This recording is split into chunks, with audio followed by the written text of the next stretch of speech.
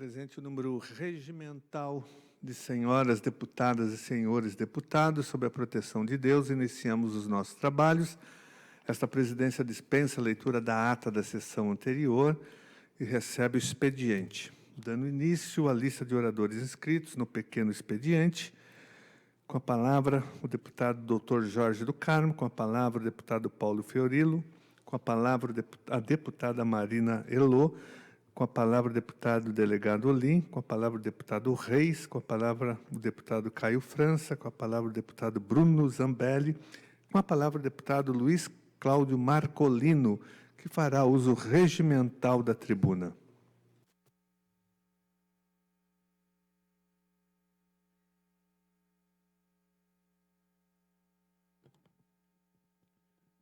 Senhor presidente, em nome do deputado Carlos Genasi, deputado Suplicy, senhoras e senhores deputadas, funcionários e funcionárias da LESP. Senhor presidente, hoje trago aqui uma denúncia em relação ao Banco Santander do Brasil,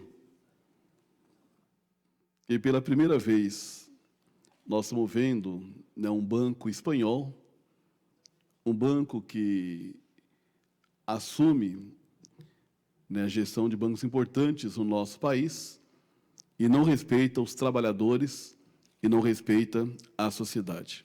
Então, eu queria que passasse aqui algumas transparências mostrando, né, que os bancários do Banco Santander estão em luta por melhores salários e condições de trabalho e recebem a proibição de conscientizar os trabalhadores do Banco Santander. Olha o absurdo que esse banco, né, está fazendo à sociedade brasileira, né, e recorre, né, à justiça para restringir manifestações sindicais. Né, o sindicato recebeu um interdito proibitório, né, obtido pelo Santander na manhã de ontem, 11/6, e a liminar determina a retirada do portal do inferno de todas as agências e locais de trabalho na base territorial dos sindicatos bancários. A medida abrange redes oficiais do sindicato e perfis de dirigentes, representantes e prepostos. Olha o absurdo. Né, hoje, né, o Banco Santander é um banco que fechou, né, diversos postos de trabalho, né, fez uma fraude trabalhista, estruturando outras empresas e mudando o trabalhador de uma empresa para outra, só altera o CNPJ, né, reduzindo os direitos, aumentando a jornada, mexendo em direitos, né, já constituídos há muito tempo. E o papel do sindicato é fazer, né, manifestações, é fazer denúncia à sociedade. E esse é um papel que a democracia, né, abre essa possibilidade de você poder fazer protestos e manifestações. Mas o Banco Santander vai à justiça para proibir a livre manifestação, né, dos sindicatos bancários de São Paulo e região pelos desmandos que o Banco Santander tem feito, né, junto aos trabalhadores e junto à sociedade. Pode passar a próxima. Aqui nós fizemos uma audiência pública justamente contra o fechamento de agências e terceirizações fraudulentas, né, do Banco Santander. Aqui está a presidente do sindicato, né, a Neiva, a presidenta, né, da federação, a Aline, né, a secretária-geral, né, a Rita, que hoje também, Lucimar, a Rita, presidente da Central Única dos Trabalhadores, cobrando já do banco, alguns meses atrás, que o banco estava descumprindo legislações, fazendo fraude trabalhista no nosso país e no nosso Estado. Então, essa campanha, Saúde 2026, né, esse uso do portal do inferno, é uma ação que vem sendo feita já há muito tempo. Agora, o objetivo é denunciar metas abusivas, pressão por resultados, adoecimento e precarização das condições de trabalho. O protesto também faz parte da campanha permanente em defesa dos direitos da categoria, que no ano passado realizamos em conjunto, inclusive, né, com diversas irregularidades em outros bancos. Mas o Santander, pode passar aqui a próxima, né, por mais fraudes que faça, por mais desrespeito que tenha, em vez de fazer um processo de diálogo, um processo de negociação, né, usa a justiça como instrumento para proibir e coibir o livre direito à organização dos trabalhadores e as trabalhadoras. Então, o sindicato considera a decisão excessiva. O entendimento da entidão é de que a liminar, né, extrapola os limites legais, desrespeita a liberdade de expressão e as liberdades individuais.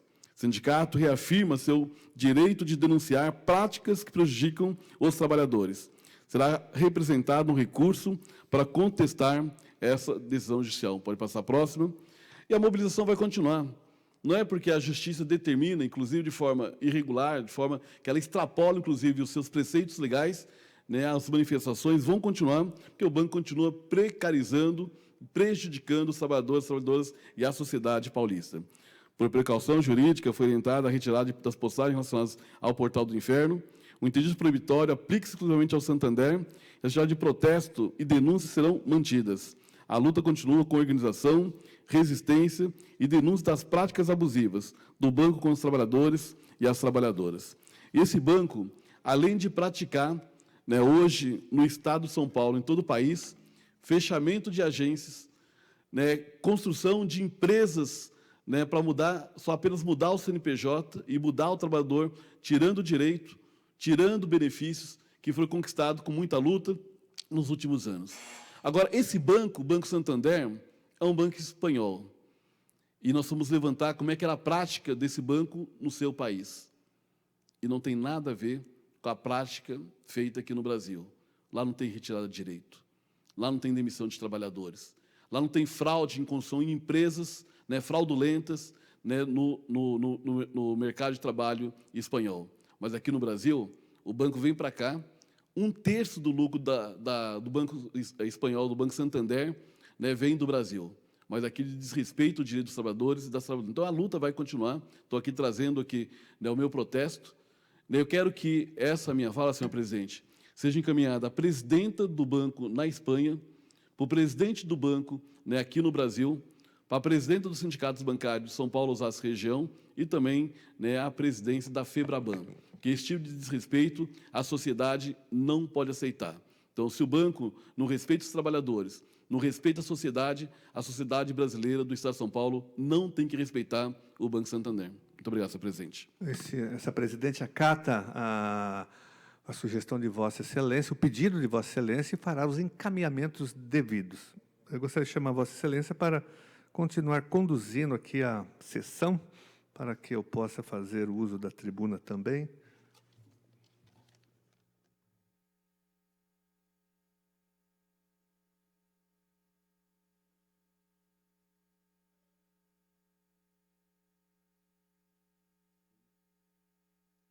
Dando sequência aos oradores no pequeno expediente, com a palavra o deputado Rômulo Fernandes, com a palavra o deputado Alessi Brandão, com a palavra o deputado Donato, com a palavra o deputado Carlos Gianazzi, tem Vossa Excelência pelo tempo regimental de 5 minutos no pequeno expediente. Senhor presidente, deputado Luiz Cláudio Marcolino, deputado Suplicy, telespectador da TV Assembleia. Senhor presidente, venho novamente à tribuna aqui da Assembleia Legislativa para continuar cobrando o governo estadual para que faça, para que cumpra, na verdade, a legislação federal. Eu me refiro aqui à Lei Complementar número 226 de 2026, né, sancionada pelo presidente da República, pelo presidente Lula, em janeiro, no dia 13 de janeiro deste ano. Né, lei fruto de uma ampla mobilização dos servidores, das entidades representativas e, sobretudo, do trabalho obstinado da deputada federal Luciene Cavalcante, que, dentro do parlamento, foi a responsável pela aprovação dessa lei. Inclusive, o texto da lei é o texto do PLP número 21, que ela apresentou. Ela fez várias audiências públicas na Câmara Federal, nós participamos de algumas, organizamos audiências aqui na Assembleia Legislativa também, em conjunto com ela, com a deputada Luciene Cavalcante, né? E depois ela fez todo um trabalho junto aos senadores e senadoras, e depois junto ao governo, para que houvesse a sanção dessa Lei 226, que trata da questão do descongelamento do período da pandemia, aquele congelamento imposto pelo governo do Bolsonaro, pelo Paulo Guedes, a famosa bomba que ele colocou, a granada na bolsa dos servidores públicos do Brasil. E a lei foi aprovada com descongelamento. Vários municípios do Brasil, sobretudo de São Paulo, já descongelaram, né? Aqui o Tribunal de Justiça, o Tribunal de Contas, o Ministério Público, né?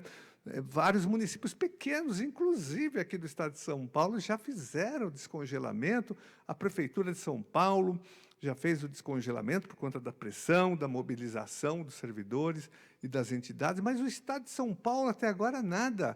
Já são 5 meses da sanção da lei, da publicação da lei complementar 226, e até agora os quinquênios não foram descongelados. Muitos servidores estão esperando, senhor presidente, esse descongelamento, até porque não houve reajuste salarial, não houve reposição das perdas inflacionárias no ano agora, 2026. O governador, mais uma vez, sabotou, né, o cumprimento da lei da database salarial, mantendo o arroxo salarial dos servidores estaduais, e, no entanto, nada aconteceu até agora. Houve apenas a publicação de um decreto que ainda não foi cumprido pela gestão Tarcísio de Freitas, que, na verdade, sempre se colocou contra o descongelamento. Tanto é que, quando nós tínhamos conseguido que o Tribunal de Contas do Estado de São Paulo publicasse um parecer autorizando o descongelamento para alguns municípios que tinham feito o pedido, né, o governador entrou com uma ação, com um pedido no Supremo Tribunal Federal para derrubar esse parecer do Tribunal de Contas do Estado de São Paulo. Eu denunciei isso exaustivamente aqui. Lembrando também que o governador Tarcísio de Freitas foi ministro do Bolsonaro e concordou com esse congelamento da evolução funcional dos servidores. Porém, agora tem a lei federal que obriga todos os entes federativos a descongelar. E nós queremos também o pagamento do retroativo. Aí depende de lei, aí é outra coisa, mas nós vamos lutar para que haja o retroativo. Mas aqui em São Paulo a situação é tão grave que nem o descongelamento houve ainda. Os servidores esperando, muitos servidores esperando para se aposentar, para incorporar mais um quinquênio, uma sexta parte, né, já nos seus arrochados salários, e nada do Estado de São Paulo. Uma vergonha, o estado mais rico da federação, que tem um orçamento superior a 382 bilhões de reais, né, está enrolando os servidores. Até agora, nada. Tive uma reunião recente com uma subsecretaria da gestão pública e nada, não aconteceu até agora nenhum tipo de descongelamento, senhor presidente. Então, nós queremos aqui, da tribuna da Assembleia Legislativa, exigir o cumprimento da Lei Complementar 226. Já são 5 meses. Amanhã, exatamente, vai fazer aniversário da lei federal, do Descongela, da deputada federal Luciane Cavalcante, e até agora nada de descongelamento. Então, nós queremos exigir aqui pela Assembleia Legislativa de São Paulo que o governador Tarcísio de Freitas, que é um governo fora da lei, que ele cumpra a legislação federal, a Lei 226/2026, né? Descongela já, Tarcísio de Freitas. Está dando sequência aos oradores do pequeno expediente. Com a palavra o deputado Luiz Fernando Ferreira, com a palavra o deputado Sebastião Santos, com a palavra o deputado Dr. Elton, com a palavra o deputado Conte Lopes, com a palavra o deputado Marcos Amásio, com a palavra a deputada Paula, bancada feminista, com a palavra o deputado Eduardo Suplicy. Tem Vossa Excelência pelo tempo regimental de 5 minutos no pequeno expediente.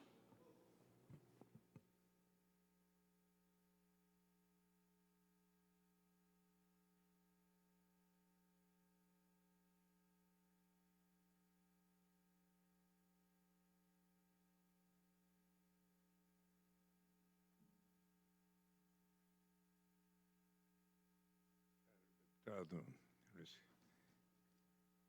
Cláudio Marcolino, senhores deputados, senhoras deputadas,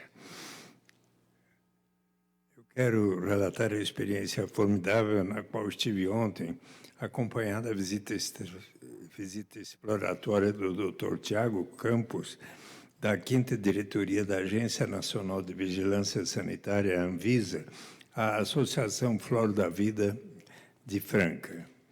Nessa visita, destaca a atitude generosa do diretor que, acompanhado de 2 servidoras de carreira, saiu do seu gabinete em Brasília, assumiu o desconhecimento sobre o assunto e foi conhecer a realidade da associação. A visita iniciou pela sede social, na qual são realizados diversos atendimentos em saúde por uma equipe multidisciplinar em um espaço amplo e adaptado para acolher os pacientes da associação e suas mais diversas necessidades e demandas de saúde. A visita seguiu para o laboratório, onde são feitos os medicamentos à base de maconha produzidos pela associação. Fiquei muito bem impressionado com o que vi e acredito que o corpo técnico da Anvisa também.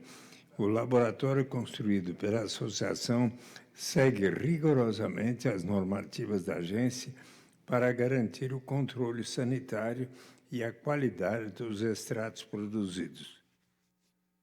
Depois seguimos para o espaço de cultivo, onde pudemos observar como ocorre a produção de matéria-prima desses remédios. Sim, estive numa vigorosa plantação de maconha. Reunimos-nos diante das plantas para compreender seu detalhado processo de produção, desde o cultivo e a manutenção das matrizes, a produção dos clones, as plantas em floração, o cuidado com a nutrição, a exposição à luz, a colheita e a secagem, para que se garanta que o cultivo seja livre de possíveis contaminantes que possam interferir no tratamento da saúde. O que pude presenciar ontem foi a colheita de uma ideia que, plantada há mais de 10 anos no sonho de mães, pais e pacientes, buscar nessa planta uma esperança. E eu não estava só. Estiveram comigo o nosso colega, o deputado Guilherme Cortes, e a equipe de pesquisadores da Unesp da Araraquara, que possui uma parceria com a Flor da Vida e para a qual, inclusive, destinei emenda parlamentar para que essa iniciativa se fortalecesse a partir da Frente Parlamentar da Cannabis Medicinal e do Cânhamo Industrial desta casa, da qual sou vice-coordenador. Ao regressar para São Paulo, paramos em Batatais e lá tive a grata surpresa de conhecer outra associação, a Viva Cannabis, que é cuidada pelo casal Janaína e Marcílio e por sua família. Lá tivemos um acolhimento e resgate de situações de saúde tão frágeis que encontram alívio neste tratamento com a maconha. Para encerrar, senhor presidente, quero deixar registrado que essas associações, muitas delas mesmo recorrendo à justiça para serem reconhecidas, vivem em estado de insegurança jurídica, correm o risco de sofrer intervenção policial. Algumas perdem toda a sua produção, seus associados perdem o acesso ao seu tratamento. E é preciso que se reconheça e se valorize o importante papel que essas entidades realizam. Parabenizo todas as associações que, a despeito da fragilidade, conseguem se agigantar ao promover saúde e proporcionar esperança de vida digna a tantas pessoas que encontram alívio nessa planta milenar. É preciso que nós, parlamentares, possamos estudar esse fenômeno e propor uma regulamentação, pois só um texto com a força de lei trará a tal segurança às atividades que hoje são realizadas pela coragem e necessidade dessas famílias. Senhor presidente, gostaria também, se for possível, tratar nesta tribuna de um caso de violência policial. Desta vez ocorreu em Campinas. Segundo a reportagem do G1, na tarde de quarta-feira, dia 10, na Praça 15 de Novembro, um homem em situação de rua foi agredido por 6 agentes da Polícia Militar. Ainda segundo a reportagem, o homem chama-se Jerry, tem 31 anos, é nigeriano, mora no Brasil desde 2023 e não fala português. ele estaria dormindo no banco na praça quando foi abordado por policiais. Segundo informações, o nigeriano descumpriu ordens, mas pelo que o G1 apurou, Jerry não fala português, entendendo muito pouco o idioma.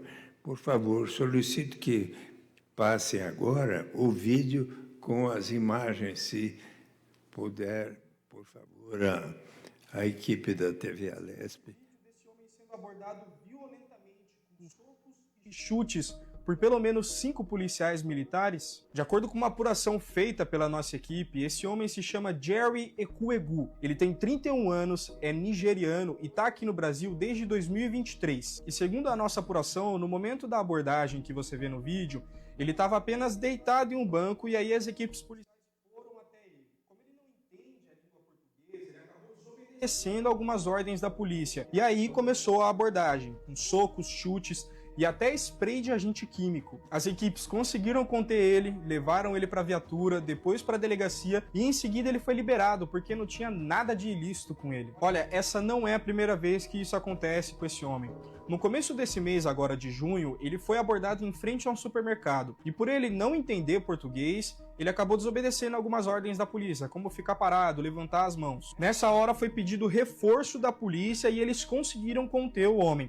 Ele foi preso em flagrante, levado para a delegacia, mas, de novo, em seguida, foi solto porque não havia nada de ilícito com ele. Olha, ainda segundo a nossa apuração, existe um pedido de refúgio na Polícia Federal no nome do Jerry, e que foi encaminhado à Justiça Federal. A gente cobrou um posicionamento do Tribunal Regional que disse que não encontraram nada sobre o nome dele no sistema, mas que o processo pode estar em segredo de justiça. A Prefeitura de Campinas disse que esse homem vem sendo acompanhado pela assistência social desde março, e que desde a primeira abordagem foi oferecido alimento, acolhimento, mas que não teve nenhuma adesão por parte dele. A Prefeitura informou que entrou em contato com a mãe do Jerry e que ela vive na Nigéria, por isso não tem condição de vir para o Brasil agora, mas solicitou que a equipe de serviços públicos continuasse acompanhando o caso dele. A administração também disse que os serviços de saúde passaram a acompanhar o caso dele depois que ele foi encaminhado para a UPA Carlos Lourenço para passar por atendimento psiquiátrico. A Polícia Militar disse que foi aberto um inquérito policial para poder apurar os fatos e que a Corregedoria também está nesse caso. A gente cobrou uma nova posição, mas não tivemos resposta.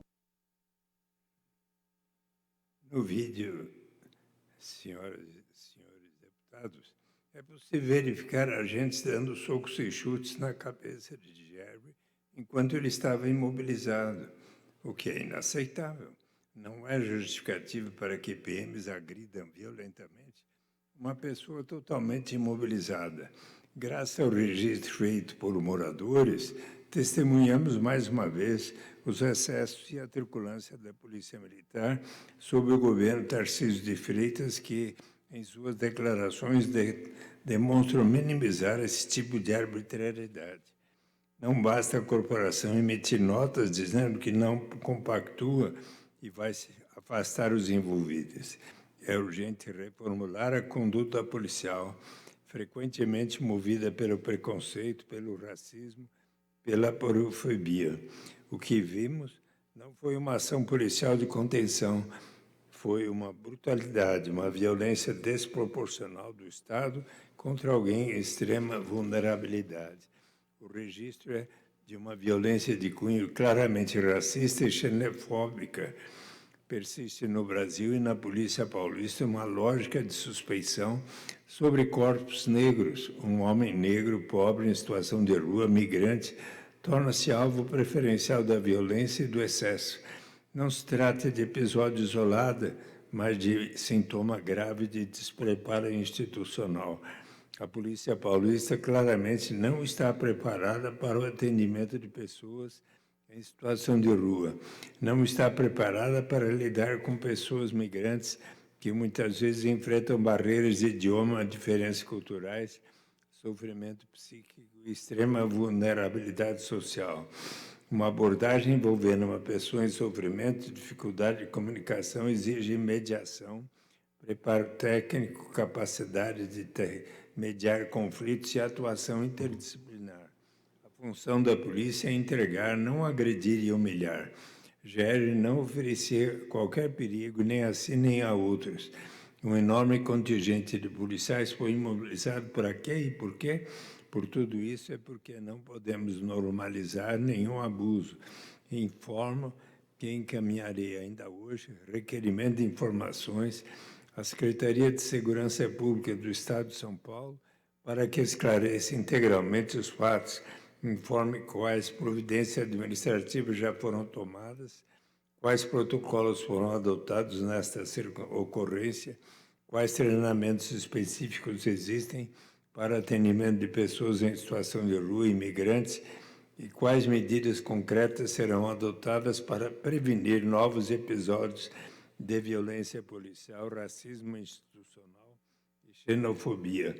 Uma democracia se mede, sobretudo, pela forma como trata os mais vulneráveis. Um Estado que agride quem deveria proteger fracassa em sua missão mais elementar. Muito obrigado. Obrigado, deputado Deputado Suplicy. Gostaria de Carlos chamar Janassi. Vossa Excelência para continuar presidindo a sessão. Um prazer.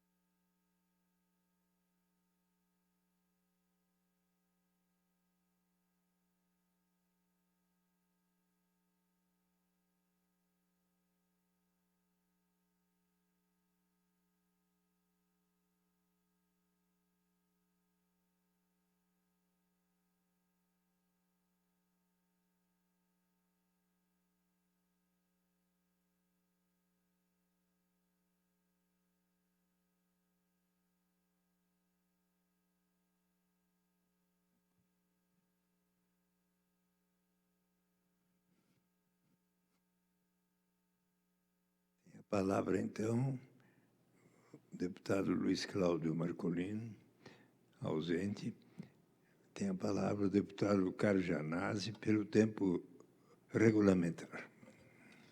Senhor presidente, deputado Eduardo Suplicy, telespectador da TV Assembleia. Senhor presidente, de volta à tribuna no dia de hoje, eu quero aqui, mais uma vez, cobrar a Secretaria da Educação para que, em primeiro lugar, faça a prorrogação do concurso para o cargo de professor da rede estadual. Esse concurso foi realizado em 2023, homologado em 2024, porém, a Secretaria da Educação chamou apenas 15 mil professores, sendo que uma parte não foi efetivada, sobretudo por conta das perícias médicas também, que boicotaram a efetivação desses professores. Nós fizemos várias denúncias em relação a esses casos, né? Houve uma dificuldade, obstáculos para que esses professores fossem aprovados nas perícias médicas. Então,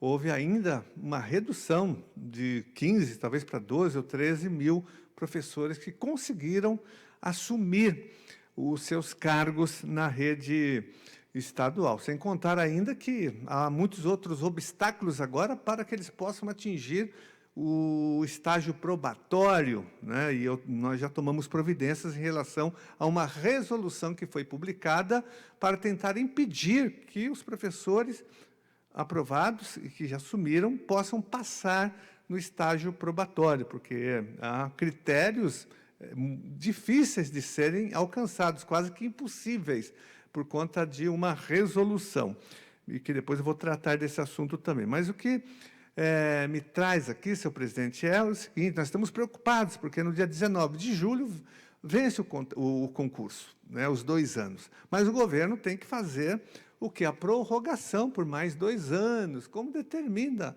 a legislação, até porque houve um investimento do poder público, investimento, sobretudo, das pessoas que fizeram o concurso, que estudaram, que pagaram para fazer essa prova, e o concurso pode ser prorrogado por mais 2 anos. Então, a nossa primeira exigência é pela imediata prorrogação do concurso. Em segundo lugar, a chamada imediata dos aprovados. Nós temos mais de 100 mil aprovados, classificados nesse concurso, e é um absurdo que a Secretaria da Educação, que a gestão Tarcísio Feder, vá na contramão, senhor presidente, do que estabelece agora o Plano Nacional de Educação, que diz que, né, as redes têm que ter pelo menos 70% de professores efetivos, né? O próprio Supremo Tribunal Federal recentemente fez esse debate, tem manifestações públicas de ministros, como o Alexandre de Moraes, né, que fez duras críticas a esse modelo de contratação precarizado, que está burlando, que está afrontando o artigo 37 da Constituição Federal. O que deveria ser uma exceção virou a regra geral, sobretudo aqui no estado de São Paulo, onde nós já temos mais professores categoria O do que professores efetivos, porque não há concurso público. E quando há o concurso, não há chamada. Há sabotagem da própria chamada, como a sabotagem que o governo Tarcísio Feder vem realizando aqui no estado de São Paulo. Então, eu já tomei providência, senhor presidente, aqui junto com o nosso coletivo Educação em Primeiro Lugar, junto com a deputada Luciana Cavalcante, o vereador Sérgio Genazzi, nós acionamos já o Ministério Público, o Tribunal de Contas do Estado de São Paulo, para que haja prorrogação e, sobretudo, a chamada dos aprovados. É inconcebível que a nossa rede de ensino tenha mais da metade do magistério nessa situação de precarização, sendo que houve um concurso e uma parte significativa desses professores que estão atuando hoje como categoria O, pela Lei 1093, foram aprovados no concurso. Eles podem muito bem ser efetivados, chamados, tem que ter uma chamada urgente de todos os aprovados. E nisso também eu quero dizer que há uma ação civil pública do Ministério Público pedindo, né, aqui no Tribunal de Justiça, né, fazendo a exigência de que pelo menos 40 mil professores sejam chamados. Então, veja bem, o GEDUC, Ministério Público, fazendo essa exigência, Plano Nacional de Educação, manifestações públicas de ministros do Supremo Tribunal Federal, dizendo que isso é uma burla, isso é uma afronta à legislação, não fazer a chamada desses aprovados, manter a precarização. E aqui nós temos concurso público já vigorando, senhor presidente, desde 2024, quando ele foi homologado, e o governo não chama porque ele quer manter a precarização, porque o governo aqui estadual, me parece que pretende mesmo privatizar a rede estadual, e por isso que não interessa a ele professores efetivos, concursados. Então, nesse sentido, nós queremos exigir a imediata prorrogação do concurso, que vence agora, no dia 19, e também a chamada imediata de todos os aprovados, senhor presidente. Daí, como eu disse, nós acionamos o Tribunal de Contas, o Ministério Público Estadual, fiz também uma indicação para que isso ocorra, e vamos continuar pressionando. Então, prorrogação já do concurso e chamada já.